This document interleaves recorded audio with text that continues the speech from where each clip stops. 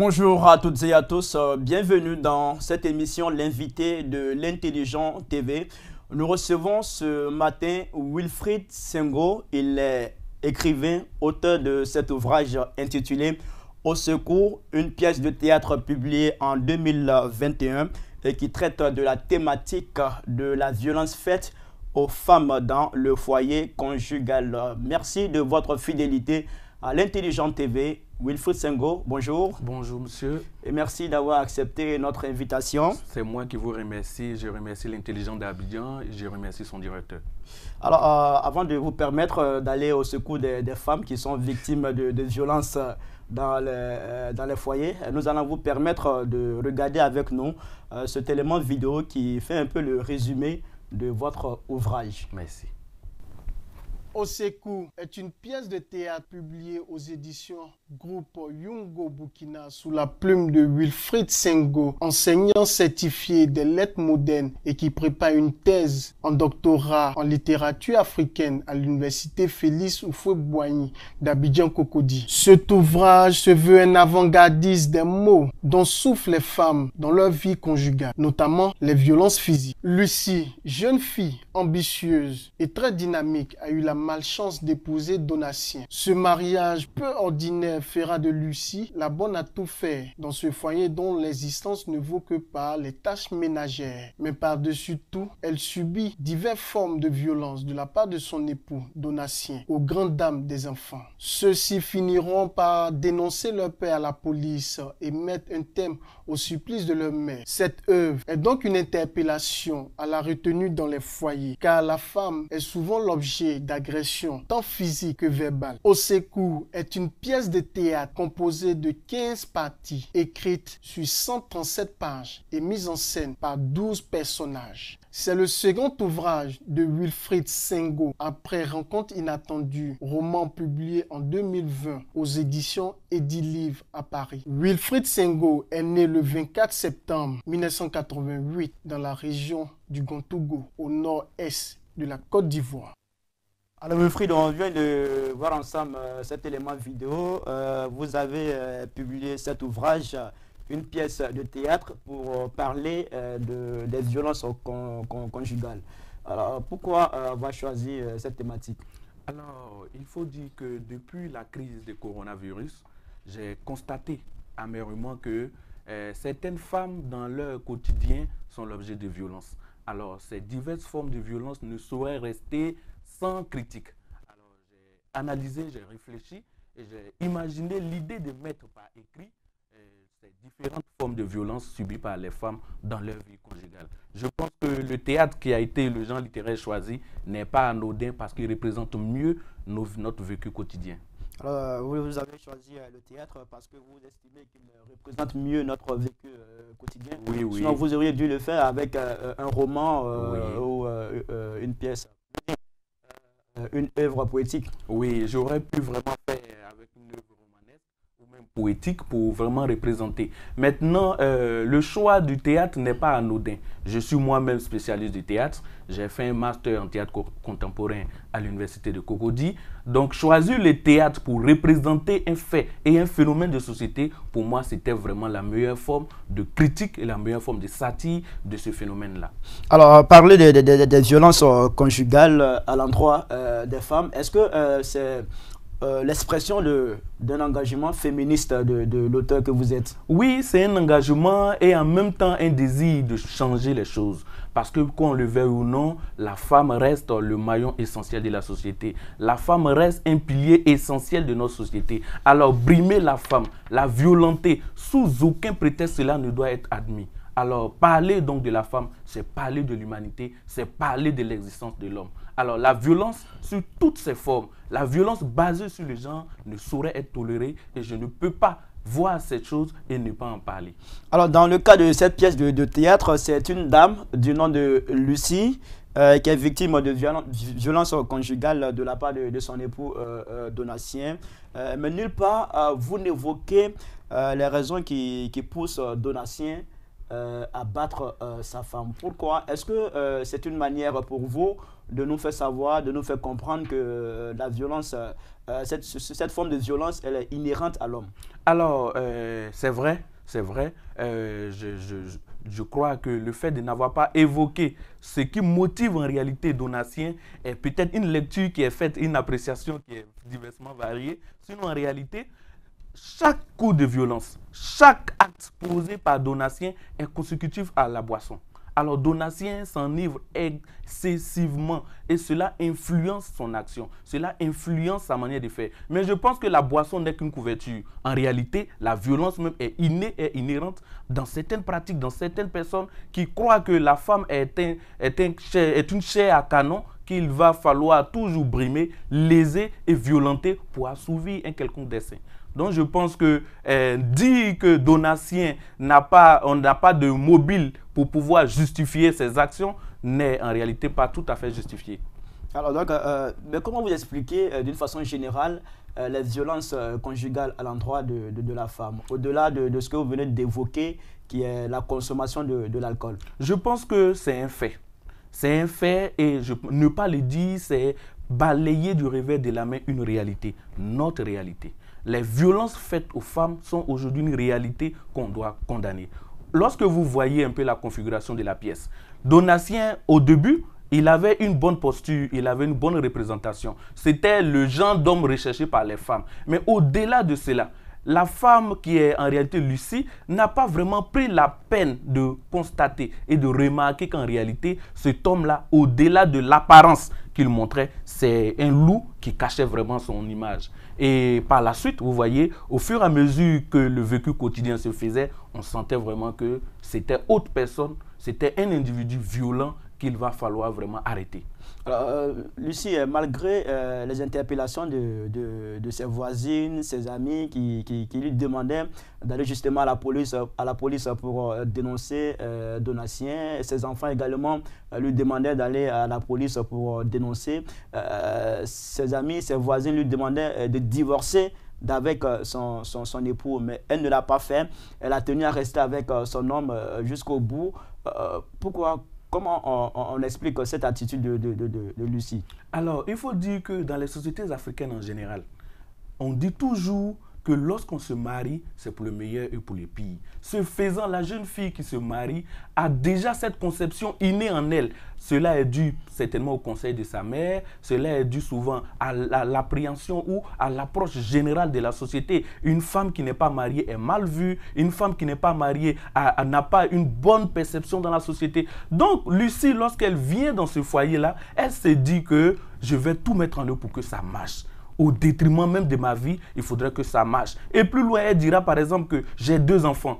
Et si je vais, que vont devenir ces enfants? Si je laisse le foyer avec les enfants, avec le mari qui est aujourd'hui plus qu'une brute, qui est devenu un homme, sans cœur, si je laisse et que je quitte, qu'est-ce qui va advenir de mes enfants? Donc je pense que c'est une réalité. Aujourd'hui, il faudrait qu'on arrive à sensibiliser la jeune femme pour qu'elle prenne conscience que le foyer n'est pas une fin en soi. Lorsque vous êtes dans un couple et que vous vous rendez compte que la violence devient de trop et que cette violence-là vous empêche de vous épanouir et que cette violence de votre mari, de votre conjoint vous empêche de pouvoir vraiment réaliser votre dessein, à un moment donné, il faut savoir raison garder et se retirer sur le faux. Mais Lucie ne l'a pas fait. Oui, Lucie n'a pas voulu agir promptement. Sinon, elle avait ce désir-là. Lorsque vous lirez certainement au second chapitre, vous allez vous rendre compte qu'à un moment donné, Lucie a désiré aller. Elle dit même que je suis allé et le policier m'a dit que de toutes les façons, la violence est continue et il arrive que l'homme tape plus ou moins sa femme, mais cela n'est pas forcément la cause du divorce. Et Lucie s'est résignée. Elle s'est dit, si la police qui est censée faire cause pour moi décide de me donner des conseils qui ne sont pas en réalité des conseils, qui sont le phénomène de accepte, résigne-toi, la situation va peut-être s'améliorer comme tu le veux et soutient ta cause. Mais je pense qu'au-delà de cela, il faut qu'on accepte et qu'on comprenne que la réalité de la femme dans les foyers aujourd'hui doit être dénoncée. Et pour dénoncer cela, je pense qu'il n'y a pas de mot plus fort que de condamner les actions et les actes posés par certains hommes sous aucun prétexte. Oui, mais vous parlez de condamnation, mais dans cet ouvrage, c'est vrai que Donatien a été conduit à la police, Oui. mais il n'a pas été condamné. Oui. Alors, vraiment, ce qui est vraiment magique, ça démontre encore combien de fois la femme africaine, parce qu'il faut que vraiment je le dise, la femme africaine en général a ce souci-là de ne pas faire du mal à son conjoint malgré tout ce qu'elle supporte. Parce que lorsque les enfants, au regard de leur situation, au regard de la pénibilité du couple, au regard du fait qu'ils n'arrivent pas vraiment à joindre les deux bouts, décident d'aller convoquer leurs parents chez le commissaire, la mère qui, elle, est sentimentale, elle se dit que je ne veux pas être celle-là qui va être la cause du malheur de mon mari. C'est vrai, il me bat, c'est vrai, il est la cause de mon malheur, mais je ne veux pas qu'il soit en prison. Et aujourd'hui, c'est ce qu'on constate. Lorsqu'un homme pose un impair quelconque dans un foyer et que la femme décide d'aller porter plainte, lorsqu'elle prend conseil autour d'elle, on dit non, c'est ton mari, il faut le laisser de toutes les façons. Ça te coûtera quoi d'aller porter plainte? C'est ton mari, il faut supporter de toutes les façons, on règle tout en famille. Et ce faisant, cette posture-là finit par mettre dans la mémoire des femmes en général que bon, ben, il faut supporter la souffrance quoi qu'il advienne. De toutes les façons, la femme est faite pour souffrir et elle doit admettre cela. Et je pense que c'est ce qu'il faut condamner avec la dernière énergie. Alors, il faut condamner, même si on n'a pas aperçu cet aspect-là dans votre ouvrage. On a également aperçu un autre aspect, c'est la solidarité, l'entraide, l'aide des voisines, des amis qui sont venus toujours soutenir Lucie dans ces moments difficiles. Ils ont payé les frais de scolarité de ses enfants, ils ont payé les frais médicaux de ses enfants. C'était quoi le message que l'auteur que vous êtes voulait faire passer à travers ces valeurs de solidarité, d'entraide, tout ça? Alors, il faut dire que l'Afrique traditionnelle, je vais dire antique, avait cette posture-là de toujours venir en aide à son prochain.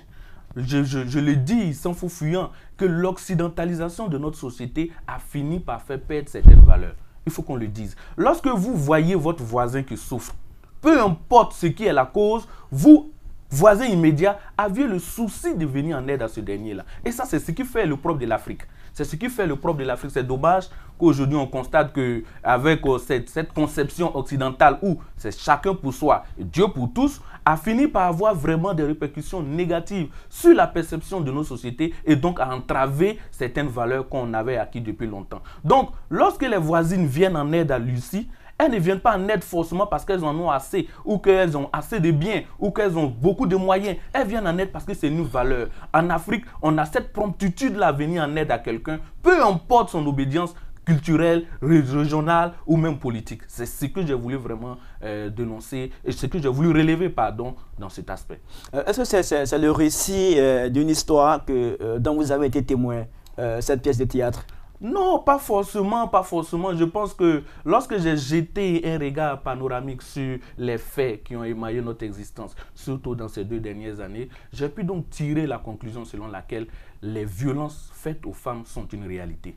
Et conséquemment, au regard aussi de la configuration de notre société, l'Afrique a toujours eu pour désir de venir en aide à un proche. Vous voyez, avant même dans nos sociétés, un enfant pouvait aller dans une courtière et demander à manger. Un enfant pouvait aller dans une cour et manger. Un enfant pouvait aller et lorsqu'il commet un impair, le père peut ou la mère de l'autre famille peut corriger l'enfant. Mais aujourd'hui, on a perdu toutes ces valeurs-là. Donc lorsque je lève et je lève le voile sur la solidarité, l'entraide, qui est notre culture, qui est l'émanation de notre tradition, je pense que c'est aussi montrer que l'Afrique n'a pas encore perdu ses valeurs. Alors, permettez-moi de vous ramener un peu en arrière. En début d'émission, vous avez dit que cet ouvrage, vous l'avez écrit après avoir fait un constat pendant la période Covid. Pourquoi est-ce que cette maladie, cette pandémie a été, je veux dire, a amplifié, cause des violences conjugales? Alors, je suivais une émission à la télé, une chaîne de télé française, où j'ai constaté que le niveau de violence dans les couples, et donc de violence conjugale, a augmenté de façon exponentielle. Alors là, je me suis dit, mais qu'est-ce qui peut vraiment justifier cela? Et là, je jette donc un regard rétrospectif et je constate que la crise de coronavirus qui a constaté et qui fait aujourd'hui que, avec la quarantaine qu'on a pu constater, monsieur qui ne travaille pas, madame qui est à la maison, à lever certaines choses qui sont aujourd'hui les causes des violences. Monsieur, habituellement, lorsqu'il sort le matin, c'est le soir, il mange, il finit, il dort et allez. Or, maintenant, il est obligé de, je vais dire, cohabiter avec sa femme pendant des jours et des jours. Et c'est là aussi que certains comportements vraiment se révèlent. Et c'est le cas de Donatien avec Lucie qui, malheureusement, se défoulait sur sa femme comme il l'entendait. Alors, à côté de Lucie, Oui. on a une autre histoire, Oui. celle de Laurence, Oui. qui est l'amie de Lucie.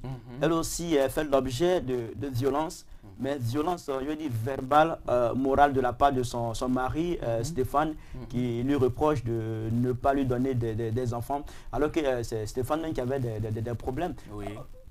Donc, on voit différentes formes de violence. Oui. Avec Lucie, c'est la violence physique. Oui. Et avec Stéphane, c'est la violence verbale. Oui. On dit quoi? Alors, j'ai peint un tableau. Ce tableau-là, pour moi, ne serait pas complet s'il n'y avait pas ce côté violence morale. Parce qu'en réalité, la violence n'est pas toujours physique. Lorsqu'on entend par violence, surtout violence conjugale, on entend l'homme qui bat. Ou bien peut-être l'inverse. Voilà, j'ai des amis qui me disent, mais monsieur, il serait intéressant que vous évoquiez aussi les femmes qui battent les maris. Mais bon, je pense que c'est une thématique qu'on va aborder au fur et à mesure qu'on continuera l'analyse. Mais ce que je voudrais simplement dire, c'est que la violence a deux aspects. La violence physique et la violence morale. Alors, le cas de Stéphane avec Laurence, alors c'est un couple ordinaire comme tous les couples qu'on voit aujourd'hui dans nos pays. Voilà, ils se sont mariés, vraiment un mariage pompeux avec tout ce qu'on peut vraiment imaginer. Mais malheureusement, 5 ans plus tard, pas d'enfants. Pas d'enfants malgré les moyens, malgré tout ce qu'ils ont, pas d'enfants. Alors, comme toujours dans nos sociétés africaines, lorsqu'il y a un problème d'enfants, on accuse immédiatement la femme. On dit c'est elle qui invente des cimetières, c'est elle qui invente des sécheresses, c'est elle qui ne peut pas procréer et c'est elle qui est donc la cause du malheur du foyer. Donc, il fallait que je représente cela aussi parce que c'est aussi une forme de violence. Alors, vous avez écrit cet ouvrage pour combattre ce phénomène-là. Au-delà d'écrire des ouvrages pour en parler, comment pour vous, on peut mettre fin à cette pratique-là, à ce phénomène-là? Je pense que pour mettre fin à ce phénomène de violence conjugale, c'est vrai, ça serait un combat de longue haleine, mais il faut d'abord commencer par la sensibilisation. Il faut sensibiliser surtout les femmes, leur enlever ces stéréotypes qu'elles avaient déjà dans la tête, selon lesquels, peu importe ce qui arrive, il faut coûte que je garde mon foyer. Il faut coûte que je garde mon mari, malgré les peines, malgré les difficultés, malgré même le supplice qu'on endure dans le foyer. Est-ce que vous êtes en train de nous dire que lorsqu'une femme est victime de violence conjugale, elle doit partir? Alors, dire de façon radicale qu'elle doit partir, non. Mais je pense qu'à un moment donné, la femme elle-même, lorsqu'elle envisage, elle réfléchit, elle constate que rien n'y fait, comme c'est le cas de Lucie, il faut vraiment se décider. Voilà, il faut se décider au risque de perdre la vie. Parce que là, il faut dire qu'elle a failli perdre la vie à 2 reprises. Et là, ce n'est pas vraiment de bonne guerre. Mais dans l'ouvrage, Lucie n'a pas décidé. Oui. Lucie n'a pas décidé parce que Pourtant, vous dites que quand une femme est victime de violences conjugales, elle doit se décider pour partir. Oui. On aurait pu voir cela à travers cet ouvrage. Oui. Pourquoi on ne l'a pas vu? Ok, alors la question est vraiment pertinente et elle me donne l'occasion encore de brosser un pan essentiel de mon ouvrage. C'est-à-dire que Lucie a décidé de partir, mais sa décision a été vraiment bloquée par la police, par l'officier de police qu'elle a rencontré, qui lui a fait savoir que les femmes sont toujours, elles reçoivent souvent des coups de la part de leurs mariés, cela ne fait pas forcément l'objet de divorce. Mais il faut dire que Lucie ne pouvait pas partir parce qu'elle ne travaillait, elle n'avait aucune fonction dans la société. Vous savez, le problème qui fait que les femmes, dans l'ensemble, acceptent cette soumission malgré les difficultés, c'est qu'elles ne font rien. Lorsqu'une femme ne fait rien, elle se dit que mon mari est tout pour moi et malgré tout ce qu'il fait, je dois supporter. Donc, à quelles conditions la femme doit partir quand elle est victime de violence? Lorsqu'elle décide que vraiment c'en est de trop, il faut qu'elle parte. Peu importe qu'elle fasse. Ça n'est de trop, c'est-à-dire. Lorsqu'elle constate que la violence, alors je dis pas que je peux affirmer que la violence a plusieurs degrés. Un homme peut avoir des propos, il peut avoir des comportements, mais lorsqu'on constate, elle, comme c'est le cas de Lucie, le monsieur la violente quand il veut, comme il veut. Vous verrez, j'ai employé un mot, il prend Lucie comme étant sa chose. C'est ça. Alors, se faisant une chose, on en fait ce qu'on veut. Et lorsqu'on en fait ce qu'on veut, au risque de perdre la vie, il faut qu'elle s'en aille. Je pense que ça ne servira à rien, ça ne sert à rien pour une femme qui subit mont et coup dans un foyer de rester. D'accord.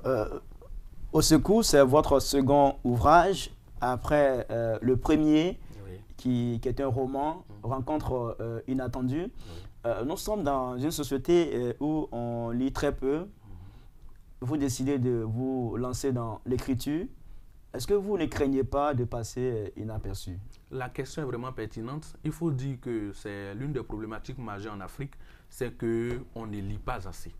Alors qu'un penseur disait que tout se trouve dans le livre. Quand on ne lit pas, on ne sait pas. Et l'autre pouvait dire, mon peuple périt par manque de connaissances. Alors lorsqu'on ne connaît pas et lorsqu'on ne lit pas, c'est normal qu'on ne sache pas les différentes préoccupations. Je pense que évoquer les violences faites aux femmes, c'est évoquer la réalité de la société. Alors j'invite donc tous mes lecteurs, j'invite donc toute la société ivoirienne et même au-delà à prendre conscience de la violence, des violences faites aux femmes à travers cette œuvre-là qui, ma foi, représente mieux les faits et gestes des formes de violence qu'on a dans nos sociétés. Alors, paraît-il que les écrivains ils ne produisent pas des textes de qualité. Voilà pourquoi les gens ne s'intéressent pas à la lecture. C'est quoi votre avis sur cette question? Alors, lorsque j'entends que les écrivains ne proposent pas des tests de qualité, pour savoir même que c'est un test de qualité, il faut lire. Malheureusement, on ne lit pas. Donc, je ne sais pas d'où vient ce stéréotype déjà collé dans les mémoires que on n'écrit pas des tests de qualité. Il faut s'approcher, il faut lire et après on fera les critiques. Comme on le dit, c'est en forgeant qu'on devient forgeron. Lorsqu'on lira et que les critiques se feront, on prendra vraiment l'entière mesure de la situation et on se perfectionnera au fur et à mesure. Alors, le livre, il a été publié au Burkina Faso, chez le groupe Yongo Burkina. Oui. Mais pourquoi vous ne l'avez pas fait en Côte d'Ivoire? Alors là, je pense que c'est une question vraiment très pertinente aussi. Parce que ici en Côte d'Ivoire, produire relève d'un véritable parcours de combattant. Alors, je ne vais pas citer de nom de maisons d'édition. J'ai fait quasiment le tour de 7 maisons d'édition ici en Côte d'Ivoire et malheureusement, je n'ai pas eu de suite. J'ai déposé mes manuscrits ça et là. On me disait, monsieur, ne vous inquiétez pas, on va vous recevoir bientôt. Monsieur, ne vous inquiétez pas, on va tout mettre en œuvre pour que vraiment vous soyez publié. Mais hélas, je n'ai reçu aucun appel d'aucune maison d'édition. C'était quoi le problème?